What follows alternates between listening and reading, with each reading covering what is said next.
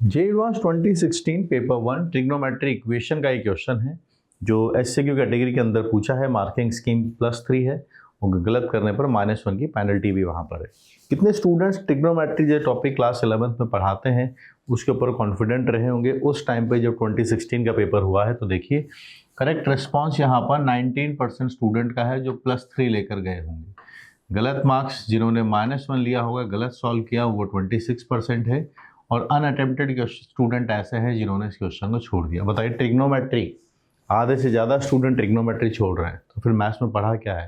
This is the first mathematics branch जिसको student 10th के बाद पढ़ता है ट्रिग्नोमेट्री। उसके ऊपर क्वेश्चन हो सकता है डिफिकल्टी लेवल के हिसाब से ऐसा लगा हो कि -1 की वजह से रिस्क ना लिया हो। चलिए we stay focus and let's attempt this particular question. x given है, x से -π से π के बीच में x की वैल्यू 0 और ±π/2 नहीं हो सकता। 0 और ±π/2 इसलिए नहीं हो सकता क्योंकि tan और cot लिखा हुआ है। tan की वजह से π/2 नहीं आ सकता, cot की वजह से 0 नहीं आ सकता। सम ऑफ ऑल डिस्टिंक्ट सॉल्यूशन, जितने भी डिस्टिंक्ट सॉल्यूशन इसके आएंगे उस इक्वेशन के बारे में हमें बात करनी है। तो हमारे पास जो इक्वेशन है वो है √3 sec x plus cosec x plus 2 times tan x minus cot x। पहली बात तो √3 के साथ 2 अच्छा लगता है, तो यहाँ पर हमने सबसे पहले 2 से डिवाइड कर दिया और सबको हम cos साइन में चेंज करना चाहते हैं।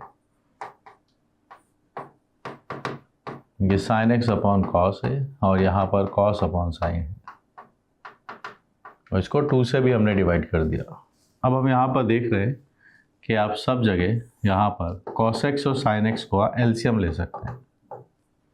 तो मेरे पास डेटा बनेगा √3/2 अपने पास है sin x, ये है 1/2, यहाँ है cos x, यहाँ डेटा आपके पास बनेगा sin² x minus cos² x, ये 0 है। इन फॉर्मूलोज की तरफ चलते हैं। यहाँ अब देखिए ये फॉर्मूला जो होगा उसके हिसाब से इसको कन्वर्ट करेंगे। ये cos² x minus sin² x cos 2x का फॉर्मूला होता है, तो ये वाला जो डेटा है आपके पास ये तो cos 2x का फॉर्मूला बन रहा है divided by cos x sin x। और इसको भी अगर हम cos में चेंज कर पाए तो बहुत अच्छा होगा हमारे पास। हम इसको cos x cos 60 degree π/3 plus sin x sin 60 degree लिख सकते हैं। ठीक, अब देखिए डिनोमिनेटर वाली बात तो हटा देते हैं। ये डेटा आपके पास से बनेगा cos of a minus b। This is what we are having. तो हमारे पास से डेटा बन जाता है cos x minus π/3 is equal to cos of 2x। ये आ गया आपके आमने सामने। cos theta equal to cos alpha होता है तो थीटा की value 2nπ plus minus alpha होती है। तो अगर हम इसके सॉल्यूशन के लिए अगर आगे बढ़ेंगे तो हमारे पास x माइनस π/3 है, सामने आएगा 2nπ प्लस माइनस 2x बनेगा डेटा। एक बार प्लस लेंगे और एक बार माइनस और दोनों को सॉल्व करने लग जाएंगे। n इंटीजर रहता है 2nπ प्लस 2x, यहाँ से हटेगा we are having x minus 2nπ minus π/3। यहाँ से डेटा है ये है x minus π/3 2nπ minus 2x। यहाँ पर ये 3x है 2nπ प्लस π/3, ये डेटा है। अब देखो n तो इंटीजर है हमारे पास, लेकिन x का आइडिया हमें बहुत अच्छे से होना चाहिए कि हम -π से π के बीच में ही इसको रखना चाहते हैं। -π से π के बीच में ही हम इसको रखना चाहते हैं। यहाँ पे आप डेटा रखिए, अगर मैं n का वैल्यू -1 रखता हूँ तो फिर ये 2π माइनस π/3 लिखा हुआ है। ये नंबर इस इंटरवल में नहीं आता है, एक्सेप्ट नहीं कर पाएंगे। n अगर हमने 0 रखा तो x आपके पास है -π/3, एक्सेप्टेड। n की वैल्यू अगर हम 1 रखते हैं -2π माइनस π/3, ये भी इस इंटरवल में नहीं है, छोड़ना पड़ेगा। आगे चलते हैं। x आपके पास से आता है 2nπ/3 प्लस π/9। पूरे सवाल को आराम से सॉल्व करो, रिलैक्स हो गए, टेंशन मत लो।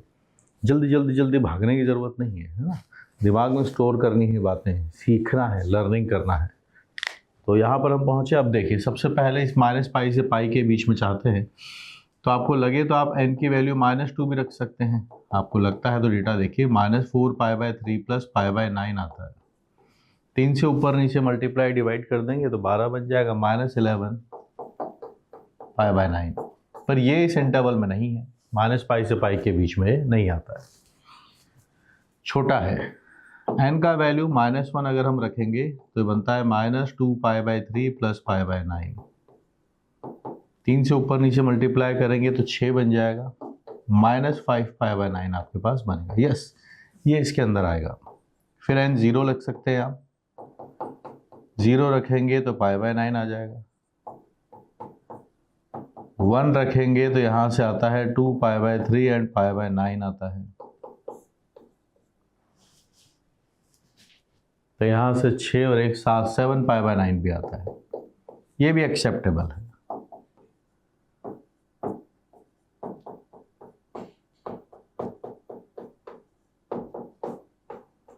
यह 3 है आपके पास से, 12 और 1 13, ये गलत है। तो क्या सॉल्यूशंस हमारे पास यहाँ से आ रहे हैं, उन सबको हम मार्क कर लेते हैं, क्योंकि हमें ऐड करना है सबको। नंबर 1 ये रहा, फिर एक सॉल्यूशन ये रहा आपके पास, सेकंड ये रहा, थर्ड ये है, फोर्थ ये है। तो 4 solutions. So now we are looking for the sum of solutions. अब हम यहाँ बात करने वाले हैं कि भाई सॉल्यूशंस का सम क्या बनने वाला है। So now sum of solutions. तो पहला है -π/3 प्लस -5π/9, अगला π/9 7π/9, -π/3 -5π/9 π/9 7π/9। 9 9 आप एलसीएम ले लीजिए सब जगह। तो यहाँ से आप देखेंगे तो ये 8 बनेगा, यहाँ से बनेगा आपके पास 3π/9 और दोनों का सम आपके पास से 0 आता है। सी इज द फाइनल आंसर। तो इस पूरी इक्वेशन को सॉल्व किया, बनाया, फाइनली आंसर हमारे पास आता है 0। तो trigonometry equations final JEE advance का क्वेश्चन आपके सामने है, सिक्वेंशियली सॉल्व कीजिए। मैं बहुत रिलैक्स पे में सॉल्व किया है, ठीक है, क्योंकि इसको क्लास 11th के स्टूडेंट भी इस सोल्यूशन को देखेंगे तो मुझे कोई भागना नहीं है, फटाफट बात समझ में आनी चाहिए।